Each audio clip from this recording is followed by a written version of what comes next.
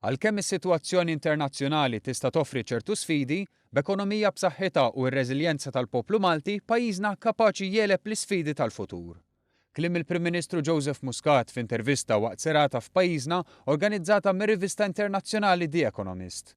Dan kif għal sena oħra The Economist meqjusa bħala pubblikazzjoni fost l-iktar influenti fid-dinja reġgħet għażlet lil pajjiżna għal dan l-avveniment li fih jilqa' fost l-ogħla eżekuttivi tal-istess rivista flimkien ma' nies influenti u mexxejja ta' negozji il-koll qaċċana biex ibassru l-ġejjieni tad-dinja fl-2017. Fl-intervista f'din is-serata l-Prim Ministru Malti spjega kif hemm numru ta' azzjonijiet temporanji u oħrajn iktar fit-tul li għandhom jittieħdu fuq qatt ta' temi ewlenin fosthom l-immigrazzjoni. Realtà li hija fost il-prijoritajiet ewlenin tal-Presidenza Maltija tal-Kunsill tal-Unjoni Ewropea, kwistjoni li fix-xhur li ġejjin tista' tkun iktar serja. Għaldaqstant, il-Prim Ministru wissa lill-istituzzjonijiet Ewropej biex huma lkoll jieħdu l-miżuri meħtieġa qabel dan ikun tard wisq.